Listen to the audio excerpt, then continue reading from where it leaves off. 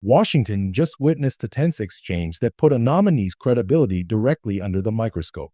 During the hearing, Senator John Ossoff pressed Mr. Clayton on a series of questions involving presidential decisions, the 2020 election, and the role of intelligence officials in a controversial domestic search.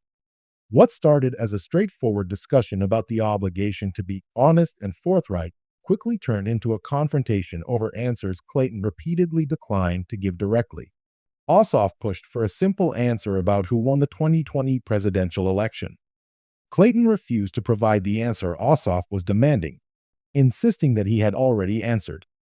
The senator then moved to questions involving Director Tulsi Gabbard, the Fulton County operation, and whether senior intelligence officials should become involved in domestic law enforcement actions. The exchange raises a much bigger question. When someone is seeking a position at the highest levels of America's intelligence community, how much accountability should senators demand, and what happens when the answers remain evasive? What happened next is exactly why this hearing deserves a closer look. Please subscribe our channel for further exclusive content. Thank you all for your testimony. And General Kane, let me just begin by expressing on behalf of all Georgians our immense gratitude and admiration for the service members who are making tremendous sacrifices and conducting themselves with extraordinary selflessness and professionalism on behalf of the United States and our state's unified condolences and grief for the families of the 4 killed in action. And our hope for a swift recovery for the nearly 100 wounded over the last 2 weeks. And thank you to you for your service to the nation. Mr. Hegseth, you're requesting roughly $68 billion for the department through this supplemental, correct? 67, yes. And yesterday, your department stated publicly, quote, U.S. forces struck Iranian military command centers, maritime capabilities, missile and drone launch sites, and air defense systems to degrade Iran's ability to continue attacking commercial vessels. That was a press release from your department. Is that a broadly accurate characterization of ongoing operations? That sounds broadly accurate, yes. On day 14 of this conflict, Mr. Secretary, day 14, nearly 5 months ago, you stated that Iran's military had been, quote, destroyed and, quote, made combat ineffective. That was on day 14 of the war. Was that an accurate statement? They didn't have a Navy any longer. It was completely sunk. Their missiles were buried underneath a lot of their underground facilities, and their defense industrial base has been almost completely destroyed. So as far as a military assessment of Iran's capabilities, it didn't mean by any stretch of the imagination absolute zero, but their capabilities Mr. Secretary, at the lowest level you they've stated been in a very that long time. on day 14 of this conflict, in the second week of the conflict, you stated that Iran's military had been, quote, destroyed and, quote, made combat ineffective. Was that an accurate statement? Yes or no? Iran's ability to challenge the United States of America at the level at which we're capable of. That's not what I asked you, Mr. Secretary. You said on day 14, Iran's military had been, quote, destroyed and, quote, made combat ineffective. Yes or no? Was that an accurate statement? What the American military has done to the question? Iranian military is a historic military Will you defeat, answer the and question they're ineffective under oath? in that context. 3 weeks later, you declared victory.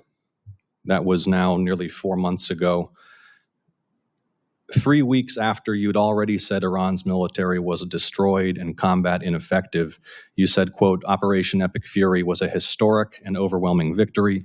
You said Iran's military had been rendered, quote, combat ineffective for years to come.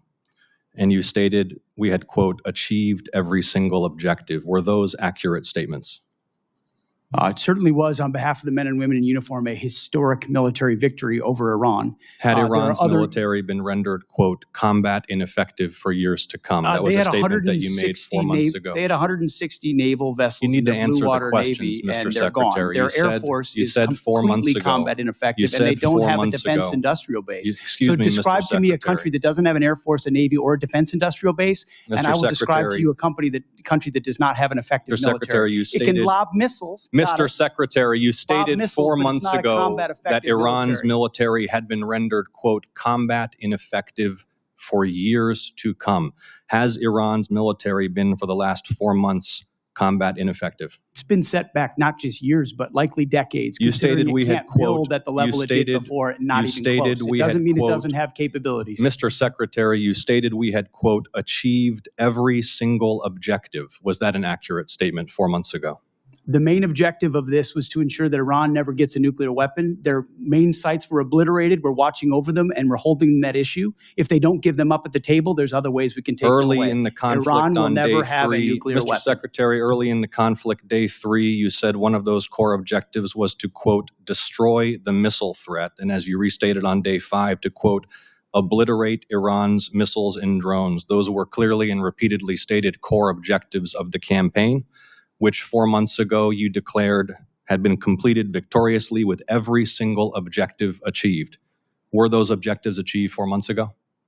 No one ever stated that every single missile was gone. Ultimately, combat ineffective means they're not able to dig them out of their UGFs and shoot Had at the us. missile It threat doesn't mean they been don't defeated have 4 underground months facilities ago? where they put missiles in them and hold on to them because they're the world's largest state sponsor of terrorism. So we never expected they would stop having capabilities to shoot. The question is at scale against an opponent like the United States of America, which went toe-to-toe with them and Iran couldn't. You stated on March 8th, day 9 of the war, on 60 Minutes, you assured the American people of Iranian surrender. Does that remain your prediction? Ultimately, Iran will never have a nuclear weapon to threaten the United States of America. That has been the objective, and it remains so. So just to review, you will not answer whether your statement made on the 14th day of the war that Iran's military had been, quote, destroyed and made combat ineffective was a truthful statement to the American people as you sit here and ask for tens of billions more The for the conflict. senator's time has But a expired. historic and effective military campaign against the largest state sponsor of terrorism. Won't and will answer the ensure question. They never Senator get a nuclear weapon, Peters Senator. is recognized. What viewers just watched was more than a routine confirmation hearing exchange.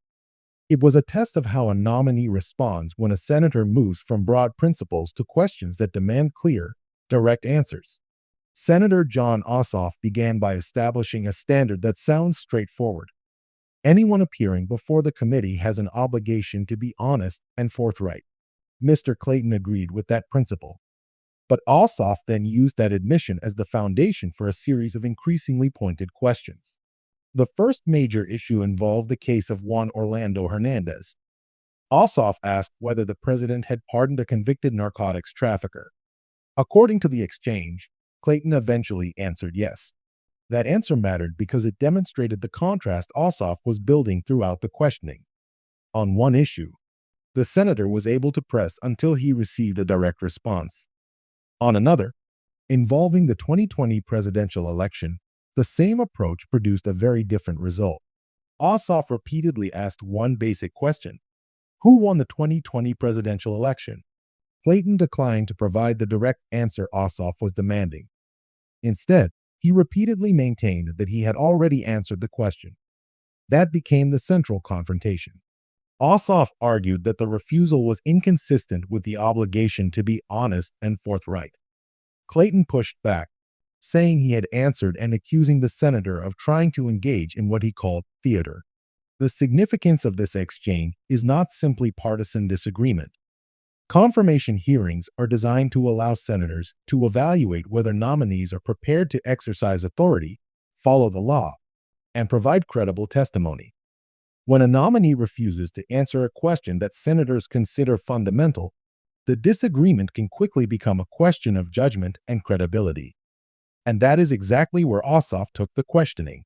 He argued that someone seeking a leadership position in America's intelligence community should be capable of giving a straightforward factual answer, particularly when the committee has already established a standard of honesty and forthrightness. But the hearing did not end with the election question. Ossoff then shifted toward another matter involving Director Tulsi Gabbard and a Fulton County operation in Georgia. This section of the exchange became complicated because the two sides appeared to have different understandings of what Clayton knew and when he knew it. Ossoff asked whether Clayton was aware that Gabbard had been present at the Fulton County raid earlier in the year. Clayton said he had been made aware of it during a conversation with Ossoff the previous day. Ossoff immediately challenged that answer. He pressed Clayton about whether that conversation had really been the first time he knew about the matter. Clayton clarified that he had not thought about it recently until Ossoff brought it to his attention. Ossoff then went further, asking whether Clayton was aware of statements attributed to Gabbard concerning why she was present. Clayton said he was not aware of that information until the hearing. The senator's response was blunt. He said Clayton's testimony lacked credibility and characterized the answers as evasive. That accusation is important to distinguish from an established fact. Ossoff was making an assessment of Clayton's testimony during the hearing. The exchange itself does not independently prove that Clayton was intentionally misleading the committee. But from a political and confirmation perspective, the accusation still matters. A senator questioning a nominee is not simply trying to collect information. The senator is also evaluating whether the nominee appears reliable under pressure. And the pressure increased again when Ossoff asked whether committee members were already examining potential misconduct related to the matter. Clayton responded that he was not privy to the committee's investigation. Ossoff then asked whether the general counsel and deputy general counsel of Clayton's office had already testified before the committee about the issue. Clayton said he was not aware of that. At this point, the questioning moved from individual knowledge to a broader question about the proper boundaries of intelligence leadership. Ossoff presented a hypothetical scenario. If the White House Chief of Staff asked the Director of National Intelligence to travel somewhere in the United States and oversee the execution of a domestic search warrant at a sensitive election facility, would that be appropriate? Clayton objected that the question was hypothetical and connected to a matter under investigation. That response triggered another interruption. Chairman Tom Cotton indicated that the witness should be given an opportunity to answer the question, and Ossoff returned to the central issue. Is such involvement appropriate for the Director of National Intelligence?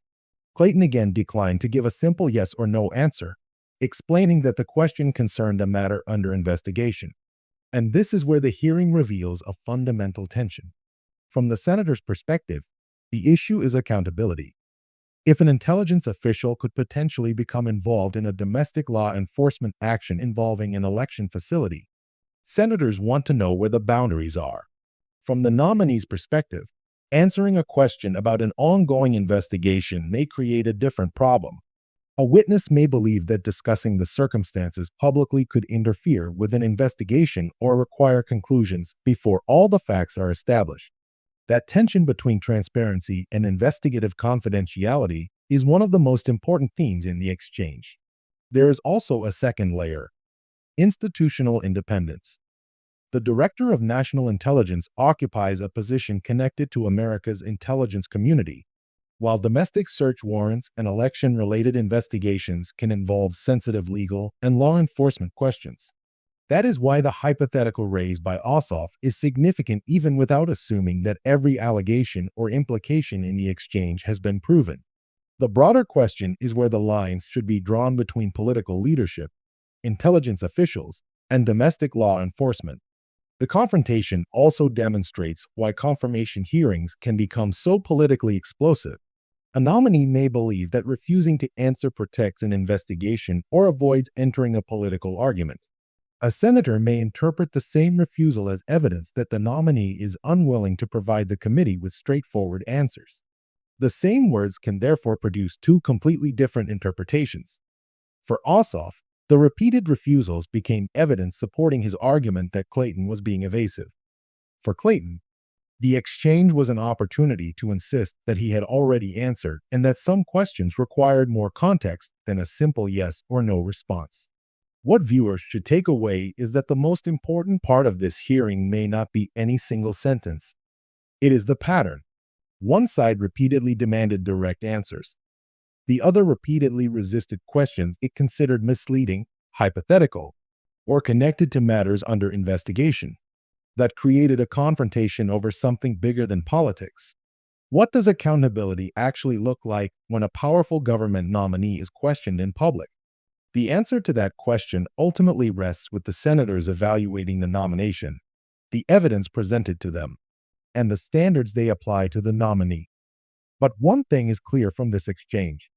Ossoff was determined to make the questions of credibility, transparency, and institutional boundaries central to the hearing, and Clayton's refusal to provide several of the direct answers Ossoff demanded ensured that the confrontation would attract attention far beyond the hearing room.